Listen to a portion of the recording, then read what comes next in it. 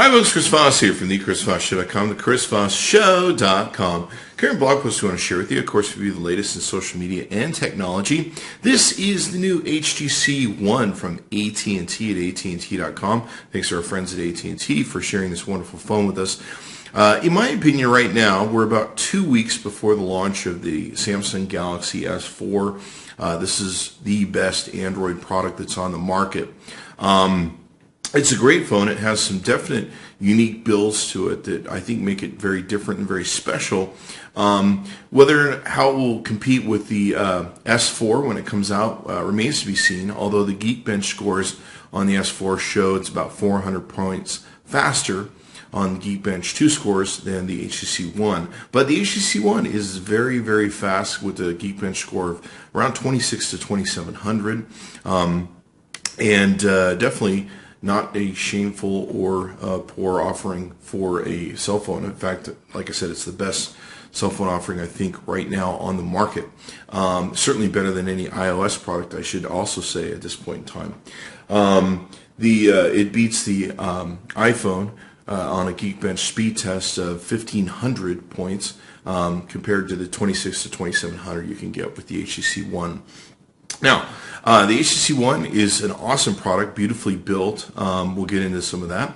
One awesome aspect of the HTC One that I've been very impressed with is the front-facing speakers on either side that give you this stereo sound coming at you. It's awesome when you're playing games, watching movies, TV, YouTube videos, things of that nature.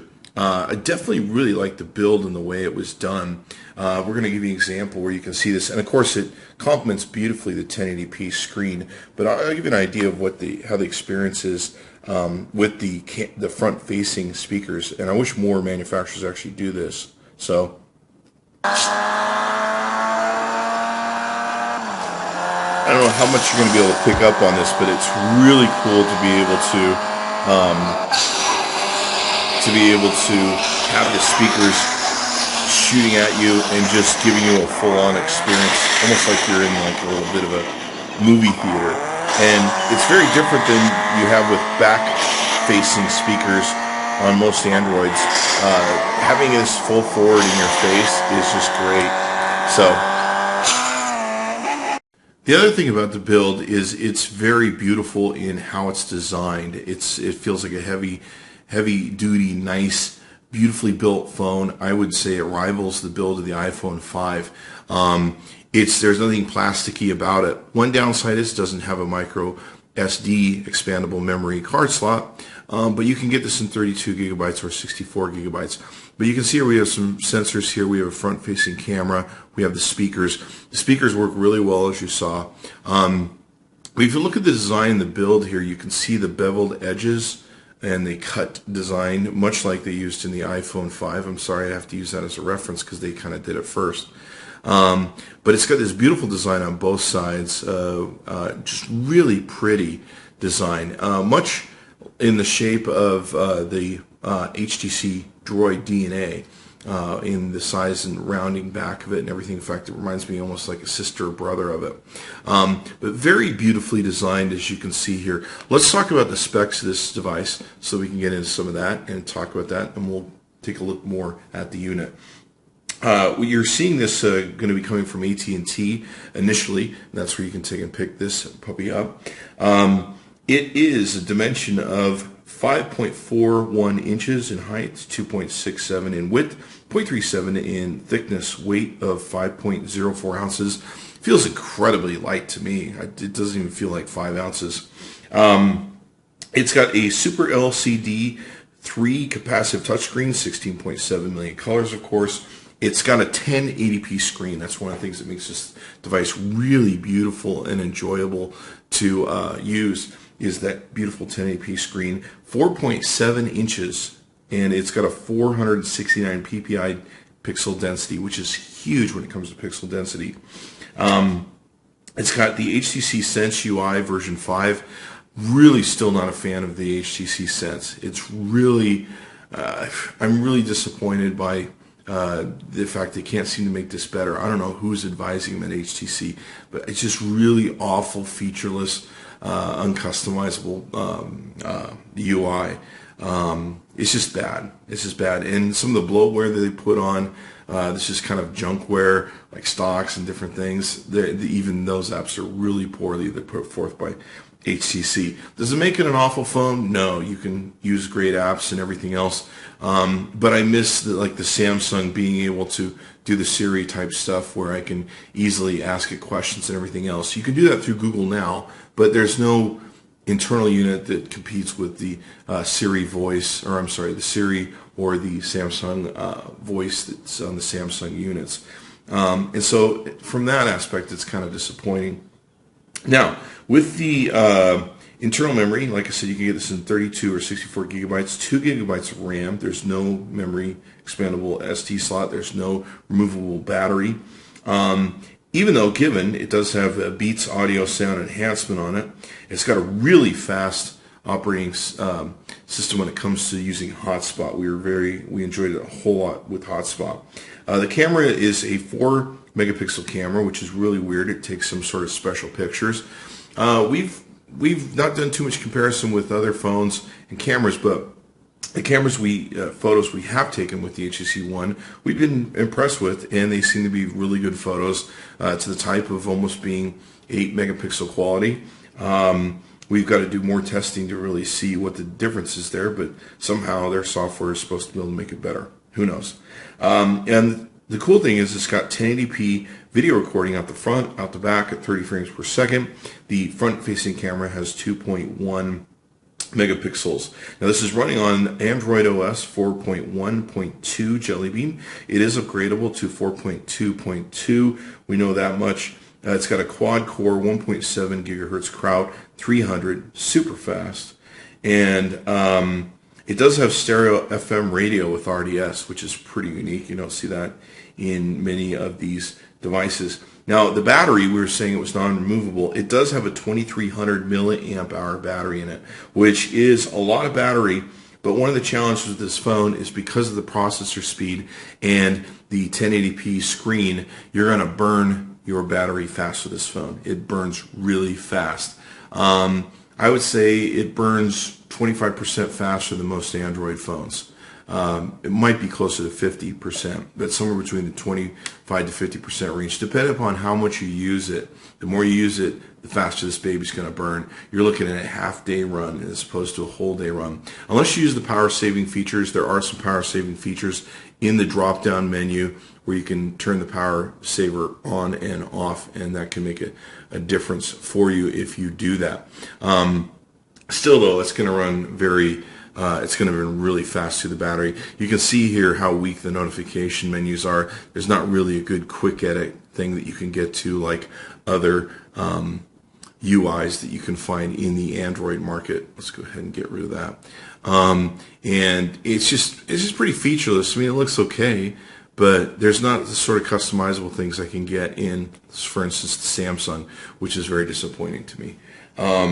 They just updated the UI, and this is the best they could do. I'm just shocked and amazed. The other thing it has, let's make sure we covered all the aspects of this. And I think we pretty much got everything there is to know. Now, the Beats audio appears to work not just with when you plug in an earphone. It appears to work with the speakers. So the Beats audio will give you that additional sound that you can take and do. Now, the one thing about the HTC One, it comes with this sort of Facebook, Twitter, and I think it's LinkedIn or YouTube integration where it creates kind of this wall. It's kind of interesting because once I got the phone within a week, the Facebook Home was starting to work on this device, and so I could use Facebook Home. They kind of had this thing, I imagine they had this thing as some sort of way to get it going on, but it's kind of like a faux Facebook Home sort of experience that you can have on your HTC One device. Really kind of, because they have this sort of thing going on in the background, I've had trouble finding the wallpapers on it, and maybe I just need to spend more time. But as near as I can tell, I can't figure out how to do any wallpaper on here and do stuff. Now, with the HTC One, we have the back button, we have a home button. That's pretty much it. You can double tap it to get to recent apps usually, or open apps that are open on your device. But other than that, it's got the built-in menu that you found with many of the original HTC One products, the HTC One X, One S, all that sort of good stuff, One V.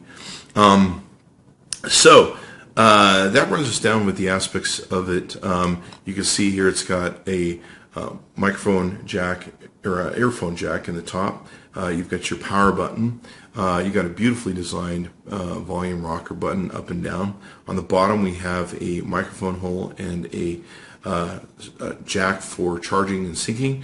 And then of course we have the SIM card area up here. Across the back we have flash, and we have your camera eye. In the upper right hand corner you can see there's a microphone hole here, and we have the HTC logo. Beautifully designed. Like I said, it's a very solid, beautiful looking and feeling phone. If you're the sort of person who feels the S4 Galaxies are too plasticky for you, this might be the phone that's more apt to fill your needs in what you want to take and do. Okay, so one aspect of this that I mentioned when I opened with this is some of the bloatware or appware that they put on the device. Now you do have FM radio here, which is pretty interesting. I haven't played with it much or gotten it to work, but evidently there's an FM receiver in here, and you can get FM radio, which is pretty interesting. The bloatware that I was talking about, they're kind of just really lame apps. You've got mail, messages, nothing real visually impressive about these apps. I think there's a calendar and a music app that's going to integrate with your stuff. As you can see here, they're pretty uneventful, pretty plain. Sadly, just not very inspiring to take in and want to use. And of course, there's your AT&T stuff that comes with all the AT&T phones. But the HTC bloatware is just kind of really awful to deal with. I'm not really impressed with it. The device does run warm too. That's one other thing I should mention. The device gets very hot on the back, and there's even a music app here that's kind of uneventful, notes and news app that they have with it. Really not excited by what HTC offers in this in these little apps they put in. They almost feel like junk that they threw in just for fun to make it seem like there was a whole lot of really cool apps on it. Here's a little task app or whatever that's here, and all that good stuff. There's nothing really impressive about them. I believe there's a TV thing here. I'm not sure what that really gets into. The voice recorder is okay. Weather app. A lot of this stuff you can really just use Google Now and get the same amount of features out of it. In fact, if you double tap and hold this, it will take you to Google Now. So basically, HTC is using Google Now as its as for its crippling of the poor apps that it's putting on. It's letting Google Now be the default. Where normally, if I double tap this is going to take me into like Samsung Galaxy's voice, which does a better job in my mind than Siri. So very interesting how they've presented this and done it, and everything else. I'm not really. Are they bad? Is it not worth buying the phone? No, it's definitely worth buying the phone because most of these apps you're going to replace with something else like Facebook Messenger, etc., etc. It runs. The other thing about it is it runs Facebook Home extremely and beautifully well, especially with the 1080p large screen. It looks really, really nice when it plays out, and the chat heads are really cool and everything else. So I definitely love it with Facebook Home, which just barely came out this week. And as you can see here, it's really cool to blow through the photos, see the different things that are up and everything else. I think we're at the edge of the Wi-Fi, so this may move a little slow for us as it's set up to run on Wi-Fi. But really, really beautiful settings when it comes to Facebook Home, and an enjoyable experience. In fact, I love to play with this on Facebook Home, even opposed to my big Galaxy Note 2, because it's just so fast, and the screen, of course, is so beautiful. So I love that aspect of it. It does get warm, though. The more you use it, especially on the back, it will get very warm, and And that's, of course, the processor just rocking and rolling. So some good aspects, some bad aspects about it. But is it a deal killer on the apps that are on here? No, it's not a deal killer at all. There's a million other apps you can use that are better than this. I still have not figured out a way to get the wallpaper work, or if there is wallpaper that many people use, or to even be able to use widgets. It seems like this Facebook thing that they have installed on here, not Facebook Home, but the Facebook interface you saw earlier, is this sort of thing is kind of their new wallpaper, new gadgets, if you will. Very weird. I guess there's no gadgets, so I guess somebody write on me on YouTube and tell me if I'm wrong. Okay, so let's take a look at the Geekbench on this device. Now, we've done one or two Geekbenches. One we had come up in the 2600 area, which is the highest we've ever seen on a Geekbench test of a phone. In this particular case, we came up with 2525 on this. You can see the integer scores, floating point scores, memory scores, stream scores. It's kind of funny, we just restarted this. We actually got a lower score backing out all the stuff that was running.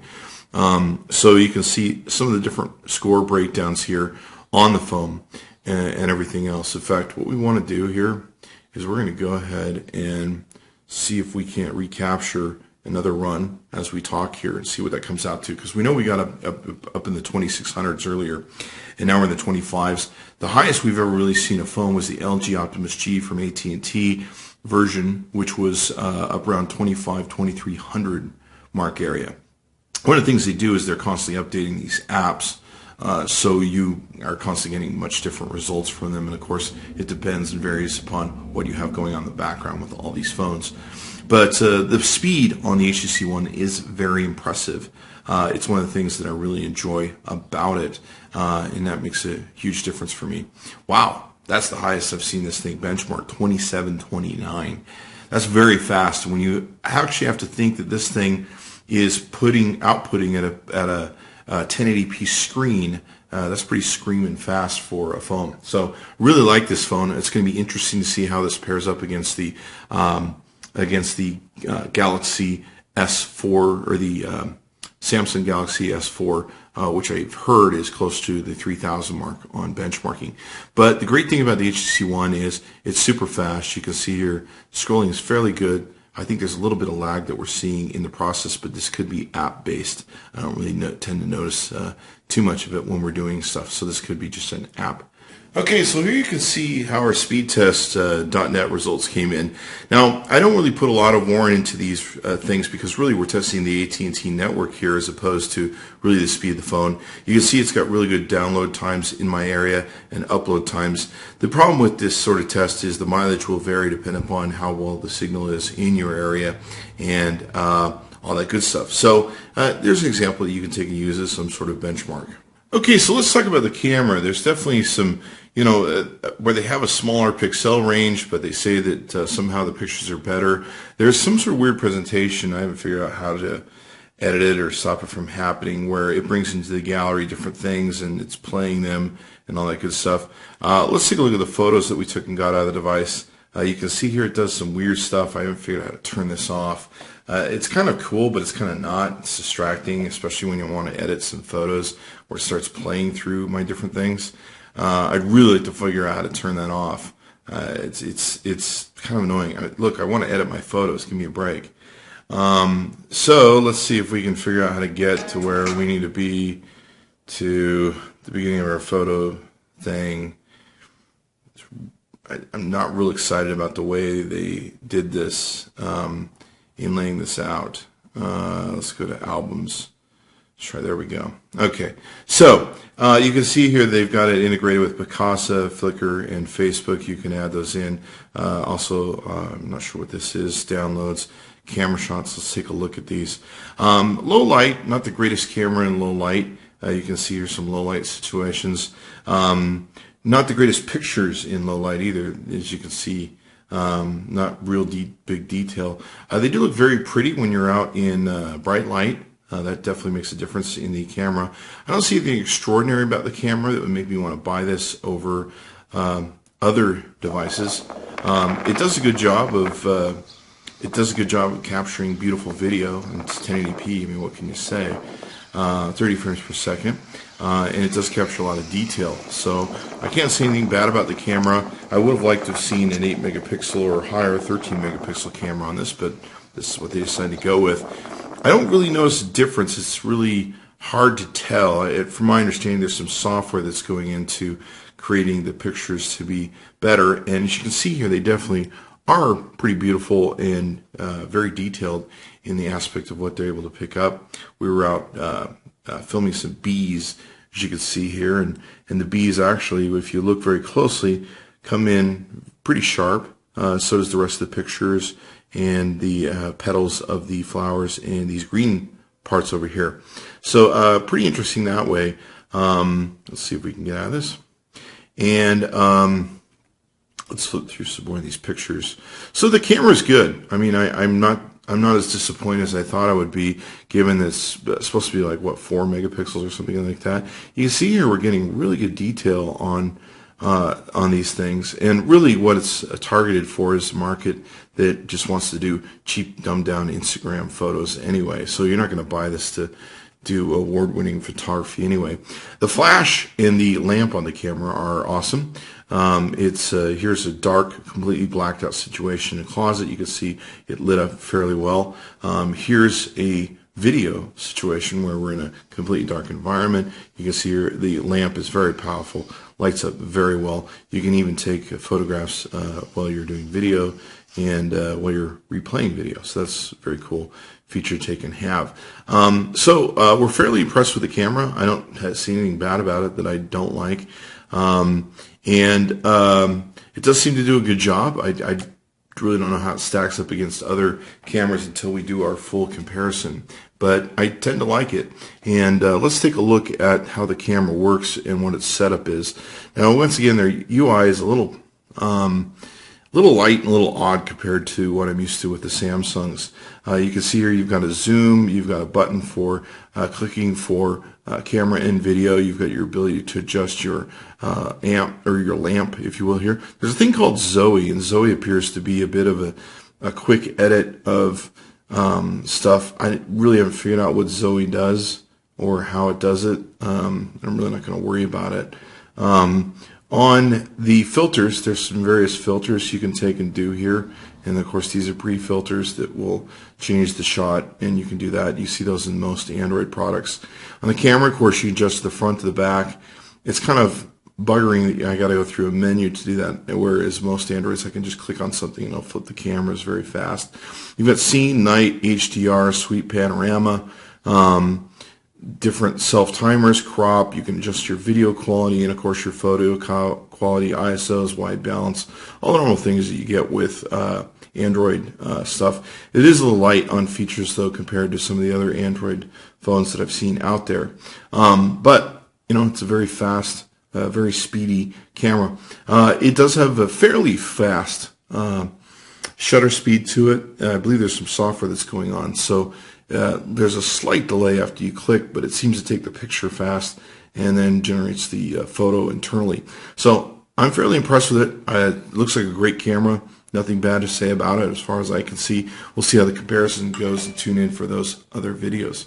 Okay, so here you can see we're using the display brightness test app. You can see here that the colors just pop off the screen. It's a beautiful screen. At 1080p it should be, but the colors are very rich and very definable. You can easily see the greens, the yellows, the reds, the magentas, the blues, the light blues. Really wonderful design here. Really beautiful screen that they built into the HTC One. Very impressive, and it's great for watching videos, movies, playing games. Just an awesome screen to look at, and it complements the speakers and everything else well. Okay, so on the Velamo score for benchmarking, we came in with a score of 2416 on the HTML5 test and 774 for the metal test. Okay, so here's our test using Passmark's performance test mobile. It came in with a score of 3302, and we'll page down here through this so you can see some of the different scores that it got. CPU test 10,179, disk test 69 05. You can pause this anytime if you want to see the individual scores. Memory tests, 3069. 2D graphics tests, 2376. 3D graphics tests, 1156. And of course, this is just for the purpose of you can test this at home. Most of these apps are free with your current Android device or whatever device you want to take and use, and see if this is something you want to upgrade to. Here we can see the results where we're using the Quadrant Standard app to take and benchmark this. Now, a lot of people write me and they go, I came out with different stats than you did. These stats do change. Also, the apps get updated. A lot of these apps aren't updated for some of the faster devices that are coming out, and you see updates that come that change their scoring and everything else. It also depends on how much stuff you have running in the background, what these ads are feeding in, and all that good stuff. So you kind of take these as kind of a way to do a comparison, and they do tend to change. You can see here that the device is coming out with a score of 11,954, blowing away the HTC One X, just literally blowing it away. You can see the HTC One X is scoring almost close to 5,000, where the HTC One is scoring almost to 12,500. Now, the HTC One X, I believe, has about a 12 or 1,300 Geekbench, where the HTC One comes into a score of close to 26 to 26,700. So this does seem appropriate in the difference in the quality of speed between the two. So you can see the HTC One's got some massive speed, and you can see some of the totals in CPU computations down here. Okay, so here you can see we're using a benchmark and stats app. This is scoring on the HTC One at 25,340 against the very fast at the time that it came out and very nimble device, the HTC One S. And you can see here it's blowing away. It's doing 2.5 times the speed of output, pretty much everything across the board. It's even beating the Samsung GT1 9300. I believe that is the S3. So pretty freaking amazing. You can see here the One X actually down here in the spectrum. Here we have the CF Pro version 1.2 benchmark, and you can see here we've gone ahead and run it and all that good stuff. You can see some of the scores it's taking. It's running on course 4 cores, and you can see the scores. You can pause these if you really want to see each individual one. The main thing we're looking for is the overall score was 24,058. You can see the NATA and Java scores here. The device, of course, came out at the top of the list above the Galaxy S3, the One X, Galaxy S2, HTC Sensation, etc., etc. Really rock and roll numbers, 27,000, 21,000, 24,000. So definitely did really well. Okay, so here you can see the AnTuTu benchmark version 3.3 scores we got out of it. 19,667. You can see the RAM, integer, just some awesome scores coming out of this device. Really have it rocking and rolling. Pretty amazing. Okay, so here we've done the Billion Counter app test. This is the fastest read I've ever seen of the Billion Counter. Normally it's like 25, 30 seconds, 35, 45 to some of the older phones that are a couple years old. Wow, 11.15 seconds. This thing is whipping fast. Okay, this is what we call the GPS test, and what this app does is test how many satellites the device can take and pick up. We had 22 earlier, and the accuracy of feet, if it can come within 10 feet of itself. And it's doing a pretty good job. I mean, it's picking up the satellites that it needs to do to be able to run. Okay, so here we have the Geekbench 2.5 Egypt HD scores. We've got the C24Z16. It scored 3571 frames at 32 frames per second. Now I notice there's an asterisk here. One thing I've noticed with the GL benchmarking app is when it has an asterisk, it's probably not reading stuff right. It's a warning that comes from GL benchmark, from my understanding of it. And like I said, a lot of these apps have to be updated once these newer programs come out, or newer phones come out, and they have to be updated to be able to read them rightly. So I'm not sure that's reading that correctly, but you can take that with whatever sort of thing you want. You can see the off-screen score here, 34 frames per second. I'm not sure this is geared to 1080p screens, especially with them being so new. Okay, so here we're using a new test that we've never used before. This is a gaming app test. I'll show you the name of it here in a second when we get done. They use an Ice Storm and an Ice Storm Extreme, which is a graphical environment that they have for testing the gaming. This came out with an Ice Storm score of 93 15, you can see some of the detailed comparisons of the breakdowns of the individual graphics scores they took and did on here. The demo came out at 43.8 frames per second. They definitely did have some really cool graphics they were running on this app test, and you can see here how it scored. It looks like we have the Pantega Vega and the Fujitsu Arrows coming in higher in this, which is pretty amazing to me considering this is a 1080p screen. But I don't understand all the aspects of their test, and like I say, some of these apps haven't been updated to reflect the accurate tests themselves. This is what's called the 3D Mark app that we're using. It's a newer benchmarking app that we're using, so you can check that out and compare it with what you're using right now. Here we've run the KFS benchmark, and you can see the speeds it came out with. It got some pretty good scores. The overall 29.712. Like I said, I'm not sure how up to date some of these apps are to reading the 1080p screens and everything else. Okay, so here we have the RL SQL benchmark SQL Lite performance app test. This is kind of interesting. This will test different inserts, data, indexing, stuff like that, creating sort of looking for drop tables, etc., etc. And it did it overall in 21.227 seconds. All in all, I'm pretty impressed with it. It's a great phone, and it's super, super fast. I'm very impressed with the speed of it, and you know, I think it's a phone that definitely is worthy of picking up. It is the best Android phone on the market, given the 1080p and also given the speed and that it takes and does and everything else. So I'm impressed with it. I'm interested to see how it's going to fare against the, like I said, the Samsung S4 Galaxy and how that pairs out, and see which one beats its other. There's a lot of features that are coming out on the S4 that I'm very excited about. And I really think if I was to sit down with the HTC folks, we'd really need to work on the presentation of their UI and how it works and how it builds and what the features are. But it's a great phone. It's probably one of the best in the market you can buy, if not the best Android phone on the market you could buy. It certainly is running paces around the iPhone, which is only 1,500 on its Geekbench score. So it's almost 1,200 faster than the iPhone 5, which makes it almost double. So be sure to check it out. You can go to amzn.to. That's AT&T.com. We're good friends there. Tell them Chris Voss sent you. Chris Voss tested, Chris Voss approved. I like the phone. I'm going to wait and see what the S4 looks like, and we're going to, of course, have a competition box out on YouTube for the two of them to see which one's better, and we'll let you decide. Thanks for coming by the ChrisVossShow.com. Be sure to like this video and to subscribe and tune in often.